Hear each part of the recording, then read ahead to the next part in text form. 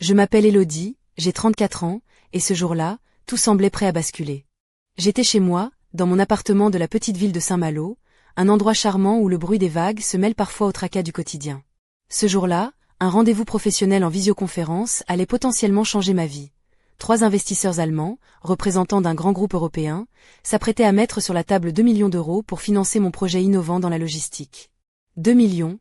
Rien que d'y penser, mon cœur battait la chamade, malgré mes années d'expérience dans le conseil en technologie.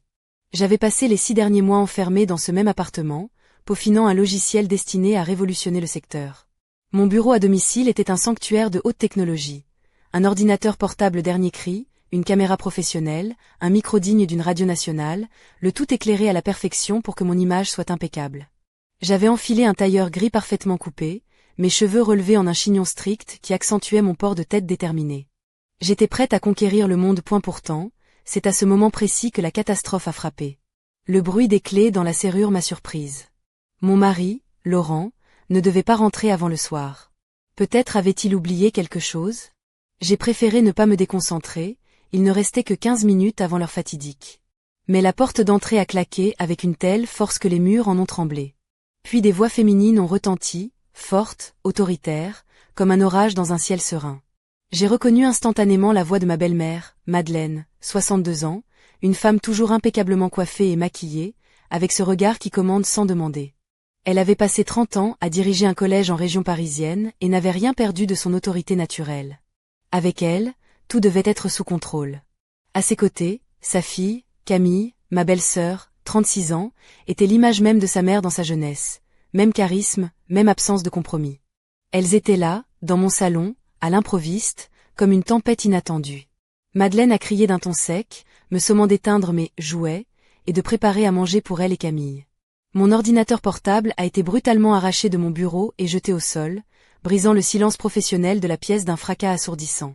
Je suis restée figée, le regard fixé sur les éclats de verre et les morceaux de plastique éparpillés sur le parquet. Mon outil de travail, mon précieux allié, réduit à un amas de ferraille en quelques secondes. Mais je n'avais pas le temps de m'effondrer. La réunion commençait dans moins de 10 minutes, et je devais tenir bon. J'ai verrouillé la porte de mon bureau, activé la visioconférence avec les Allemands, bien décidé à ne pas laisser mes adversaires, aussi bien virtuels que réels, me faire perdre pied. Derrière la porte, le vacarme continuait. Madeleine tambourinait, criant que j'avais tort de me cacher, que j'étais une paresseuse incapable de gérer mon foyer.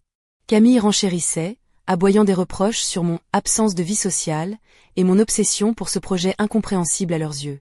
J'ai senti la colère monter en moi, ce mélange amer d'injustice et de frustration. Elles ne comprenaient rien à ce que je faisais, à ce que je risquais. 2 millions d'euros sur la table, un rêve à portée de main, et elles venaient tout détruire. J'ai lancé la démonstration de mon logiciel, espérant que mes interlocuteurs allemands ne seraient pas trop distraits par le chaos derrière ma porte. Mais le destin s'acharnait, la connexion était instable, l'image pixelisée, le son haché. Et le bruit insupportable des coups contre la porte s'amplifiait. Madeleine menaçait de forcer l'entrée, insistant pour que je descende à la cuisine préparer un repas. J'essayais de garder mon calme, mais chaque minute qui passait faisait s'éloigner davantage mon rêve. L'un des investisseurs a demandé à voir une démonstration pratique, et c'est à ce moment que l'ordinateur s'est figé brutalement avant d'afficher un écran bleu d'erreur. Le silence s'est installé dans la pièce, tandis que j'entendais la colère de mes visiteuses monter d'un cran. J'ai proposé de reporter la réunion de 15 minutes, mais la patience des investisseurs et de mes visiteuses était à bout. J'ai tenté de relancer le système, mais c'était pire que de faire tourner une vieille guillotine. Chaque seconde semblait durer une éternité, et mon équipement dernier cri se comportait comme un vulgaire jouet détraqué. Finalement, j'ai dû céder. Quand Madeleine et Camille ont forcé la porte du bureau, leur regard glacial a balayé tout l'espace. Madeleine, en manteau beige élégant, avec son sac en cuir bien trop grand pour ce simple voyage, et Camille, vêtue d'un tailleur rouge éclatant, semblait prête à m'écraser sous leur autorité. Elles ont raillé mon jeu de grande dame, cette prétendue réunion, avec des gens imaginaires. J'ai senti la rage bouillonner sous ma peau, leur ignorance cruelle de la portée de mon travail me blessait plus que la destruction de mes appareils. Alors que je tentais d'expliquer que ces investisseurs étaient bien réels, qu'ils attendaient la suite de la présentation, elles se moquaient, parlant de fantômes et de comédie. Puis, sans prévenir, Madeleine a attrapé mon ordinateur et l'a jeté violemment à terre. Le bruit de l'impact a résonné comme une sentence. Mon monde s'est écroulé en un instant. J'ai senti une détermination froide s'emparer de moi. Il était temps de reprendre le contrôle de ma vie. Je leur ai ordonné de quitter mon appartement sur le champ, avec une voix calme mais tranchante comme une lame. Elles ont protesté, crié, mais je ne pouvais plus reculer. Quand elles sont parties en claquant la porte, je suis restée seule face aux débris, au silence brisé, et à l'écho de ce qui aurait pu être. Mais ce n'était que le début. Car dans le chaos, j'avais une arme secrète, la visioconférence avait enregistré chaque seconde. Mes investisseurs allemands avaient vu, entendu, témoigné. Une preuve incontestable. Le téléphone a sonné, c'était Horst, le principal investisseur. Sa voix était pleine de surprise et d'inquiétude. Il voulait savoir ce qui s'était passé. Je lui ai tout raconté, sans rien cacher.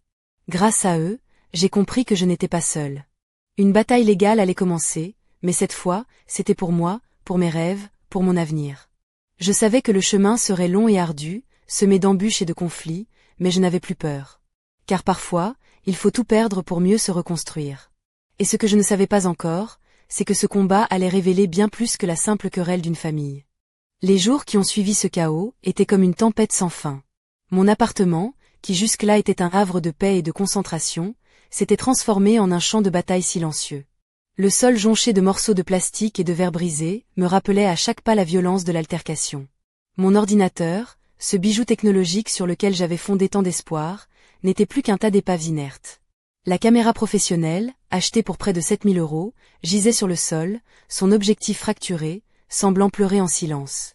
Le microphone, si précieux pour assurer la qualité de mes visioconférences, avait perdu ses nobles courbes, comme abattu par une tempête inattendue. Pourtant, je savais que je ne pouvais pas me laisser abattre. Je me suis assise au bord du canapé, mon tailleur gris froissé, mes escarpins noirs légèrement écorchés par la nervosité et la tension de la situation. Mes mains tremblaient, mais mon esprit, lui, était d'une clarté nouvelle. Je devais agir, et vite. Il en allait de mon projet, de ma carrière, de ma dignité. La première étape fut de documenter méticuleusement les dégâts. J'ai sorti mon téléphone et commencé à photographier chaque fragment, chaque fissure. J'ai pris soin de capturer aussi le désordre ambiant, le bureau renversé, les câbles arrachés, comme si ces images pouvaient raconter l'histoire d'un combat inégal entre deux mondes, celui de mes ambitions et celui de leur mépris. Puis, je me suis souvenu de la visioconférence. Cette malheureuse scène, bien que tragique sur le moment, avait été enregistrée. J'ai rapidement vérifié l'historique des appels sur ma tablette, et là, sur le dernier fragment vidéo, j'ai vu clairement Madeleine, ma belle-mère, saisir mon ordinateur pour le projeter au sol. Ce fut un choc, mais aussi une révélation, j'avais une preuve irréfutable. Le téléphone a vibré. C'était Horst, le principal investisseur allemand. Sa voix, bien que teintée d'inquiétude, exprimait aussi une forme de solidarité. Il voulait savoir ce qui s'était passé, et surtout, comment cette situation allait impacter notre collaboration. Je lui ai expliqué, sans cacher la moindre émotion, chaque détail, chaque instant. Il m'a assuré que son équipe et lui étaient prêts à me soutenir, même si cela impliquait une procédure judiciaire. Je ne savais pas encore à quel point il serait nécessaire d'avoir des alliés. Le lendemain, j'ai pris rendez-vous au commissariat de Saint-Malo, le cœur lourd mais déterminé. L'enquêteur, un homme d'une 50aine d'années au regard sévère mais juste, a écouté mon récit avec une attention professionnelle. J'ai remis les photos, la vidéo, les preuves d'achat de mon matériel. Il a noté, questionné, pesé chaque mot. Ce fut la première fois que je me suis sentie entendue, vraiment prise au sérieux. Cette reconnaissance, aussi formelle soit-elle, m'a donné une force nouvelle. La plainte contre ma belle-mère a été enregistrée, ouvrant la voie à une procédure pour destruction volontaire de biens. Mais ce n'était que la première bataille. Les semaines suivantes furent un tourbillon d'émotions et de démarches. La tension au sein de la famille s'est intensifiée. Laurent, mon mari, oscillait entre la loyauté envers sa mère et son soutien envers moi. Il était perdu, déchiré, et parfois, ses regards portaient cette douleur muette que seuls ceux qui aiment vraiment peuvent comprendre. Madeleine, quant à elle, refusait de reconnaître la gravité de son acte. Elle minimisait la valeur de mon équipement, traitant mon travail de « fantaisie » et mon projet de « chimère sans avenir ». Camille, sa fille, ne manquait jamais une occasion de critiquer mon choix de carrière, ma façon de m'habiller, jusqu'à la couleur de mes chaussures, comme si chaque détail pouvait justifier leur irrespect. Je me suis souvent surprise à penser que ces femmes étaient les antagonistes d'une tragédie familiale écrite depuis des années, où les blessures s'accumulaient sous le vernis des bonnes manières et des repas partagés. Malgré tout, je ne pouvais pas me laisser submerger. J'ai engagé une avocate spécialisée en droit civil, Madame Claire Dubois, une femme à la stature imposante et à l'esprit tranchant comme une lame de rasoir. Elle m'a assuré que notre dossier était solide, que la preuve vidéo ferait toute la différence devant le tribunal. Elle a préparé avec moi les documents, analysé chaque facture, chaque échange avec mes partenaires allemands. Nous étions prêtes à mener ce combat, non pas par vengeance, mais pour défendre ce que je construisais avec tant de passion et de sacrifice. Le jour où la convocation pour la première audience est arrivée, j'ai choisi avec soin ma tenue. Une robe crayon noir qui épousait mes courbes, des escarpins vernis rappelant la rigueur de ma détermination. J'avais laissé tomber le tailleur gris, préférant montrer que je n'étais pas qu'une femme d'affaires, mais aussi une femme capable de tenir tête à l'adversité. Le tribunal de Rennes, avec ses vieilles pierres et son parquet craquant, m'a semblé à la fois intimidant et solennel. Dans la salle d'audience, j'ai croisé le regard de Madeleine, qui avait engagé un avocat à la mine patibulaire, Monsieur Bernard Lefebvre, un homme au costume froissé et au sourire sarcastique. La bataille juridique s'annonçait rude. Mais alors que je m'apprêtais à défendre mon projet, ma dignité et ma vérité, une question sourde s'est imposée à moi. Au-delà des débris matériels, de l'amertume et des rancunes, quel secret cachait cette haine viscérale? Pourquoi ce conflit avait-il pris une telle ampleur, au point de briser des liens familiaux pourtant anciens?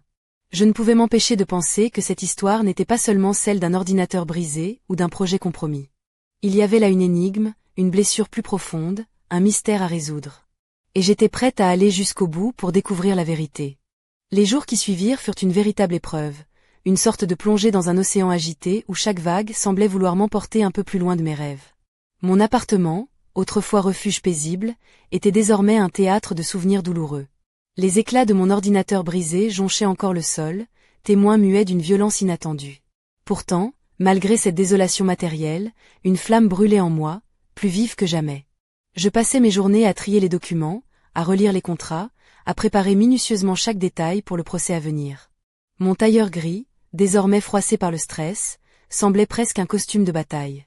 Mes escarpins, usés par les allers-retours entre les rendez-vous, symbolisaient la détermination avec laquelle je refusais d'abandonner. Laurent, mon mari, oscillait entre la loyauté envers sa mère et son soutien indéfectible à ma cause.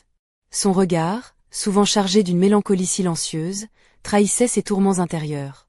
Il essayait de jouer les médiateurs, mais la fracture semblait trop profonde pour être colmatée par de simples paroles. Madeleine, ma belle-mère, restait inflexible, campée sur ses certitudes. Elle minimisait la valeur de mon matériel, qualifiant mon travail de caprice de citadine, et mon projet des utopies sans avenir.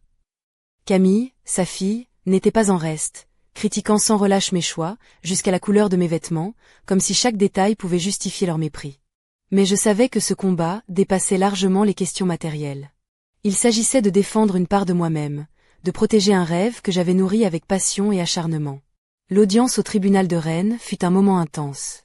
J'avais choisi une robe noire élégante qui soulignait mes formes sans rien laisser au hasard, mes escarpins vernis claquant avec assurance sur le parquet ancien. La salle d'audience, avec ses boiseries sombres et son silence solennel, semblait peser sur mes épaules. Face à moi, Madeleine affichait un sourire narquois, son avocat Bernard Lefebvre prêt à défendre sa cause avec une ardeur presque théâtrale. Mais j'étais prête. Mon avocate, Claire Dubois, avait préparé chaque argument avec rigueur et conviction.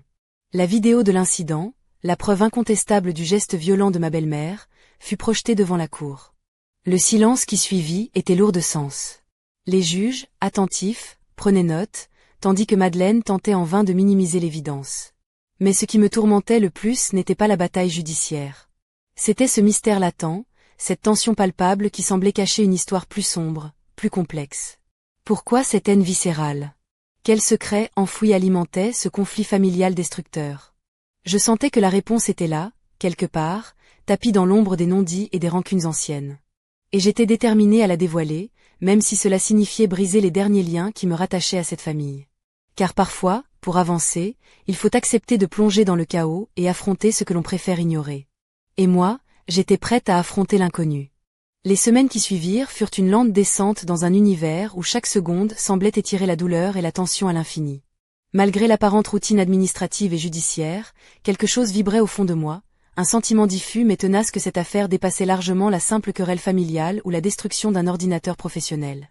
Mon appartement, autrefois sanctuaire de créativité et de travail acharné, portait désormais la marque indélébile de ce conflit.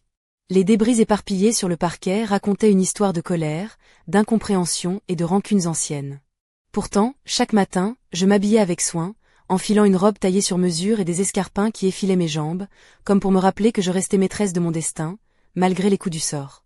Laurent oscillait toujours entre sa mère et moi, tiraillé par des loyautés impossibles à réconcilier. Son silence pesait parfois plus lourd que tous les mots. Madeleine, quant à elle, ne reculait devant rien pour minimiser les faits et me dénigrer ouvertement.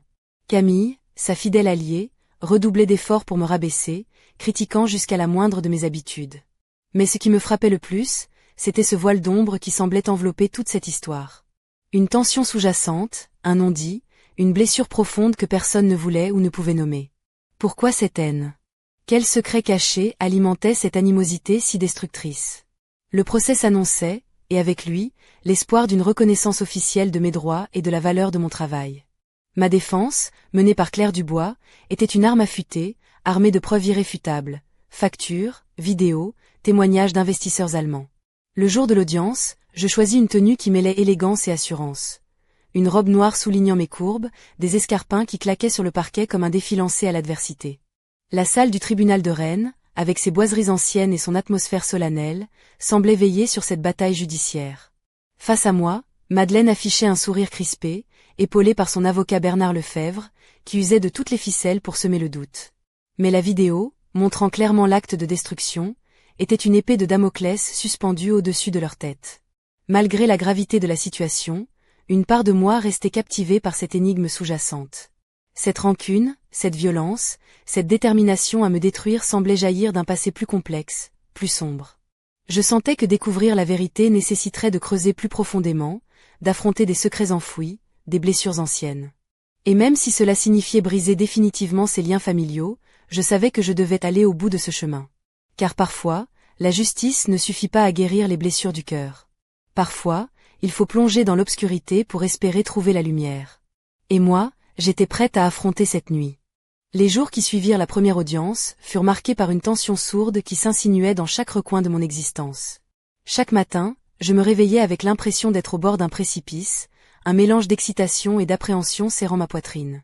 Mon appartement à Saint-Malo, jadis havre de paix, semblait désormais une scène figée d'un drame familial qui refusait de s'éteindre. Je passais mes journées entre rendez-vous avec mon avocate, Claire Dubois, et tentatives désespérées de relancer mon projet. Sans mon équipement professionnel, tout devenait laborieux, presque absurde. Pourtant, je persistais, refusant de laisser cette épreuve étouffer mes ambitions. Laurent, mon mari, oscillait toujours entre soutien et doute, ses silences pesant trahissant son déchirement. Madeleine, elle, se montrait plus vindicative que jamais, orchestrant une campagne pour discréditer mon travail, usant de son réseau et de son influence locale. Camille, sa complice fidèle, ne manquait jamais une occasion de critiquer mes choix, même les plus insignifiants. Pourtant, au-delà des affrontements et des rancunes, un mystère s'épaississait. Je sentais, sans pouvoir encore le nommer, qu'une vérité plus profonde se cachait derrière cette hostilité. Un secret ancien, peut-être une blessure enfouie, qui alimentait cette haine dévorante. L'audience suivante approchait, et avec elle, une nouvelle étape décisive. Claire était confiante, armée de preuves solides et d'arguments implacables. Nous avions fait appel à un expert indépendant, qui avait évalué le matériel détruit à une valeur bien supérieure à celle avancée par la défense. Le jour du procès, j'avais choisi une robe sobre mais élégante, un tailleur bleu marine qui épousait mes formes sans ostentation, et des escarpins assortis qui claquaient avec assurance sur le parquet ancien du tribunal de Rennes. L'atmosphère était lourde, chargée d'attente et de non-dits. Face à moi, Madeleine paraissait tendue, son sourire forcé trahissant son inquiétude. Son avocat, Bernard Lefebvre, tentait de semer le doute, jouant sur la prétendue exagération, des dommages et la fragilité de mes arguments. Mais la vidéo, cette preuve implacable, avait fait mouche. Les juges semblaient sensibles à la clarté des faits et à la gravité du geste. Pourtant, malgré l'apparente simplicité de cette affaire, je sentais que le véritable combat ne faisait que commencer. Le secret qui pesait sur cette famille menaçait de tout emporter sur son passage, et je savais que pour avancer, je devrais affronter bien plus que des disputes juridiques. Alors que la cour délibérait, un frisson parcourut mon échine. Une intuition, un pressentiment, la vérité allait bientôt éclater, et avec elle, le fragile équilibre de nos vies. Je pris une profonde inspiration, prête à affronter ce qui allait venir, consciente que rien ne serait plus jamais comme avant. Car parfois, la justice n'est que le début d'une quête bien plus sombre et intime. Et moi, j'étais prête à plonger dans l'inconnu.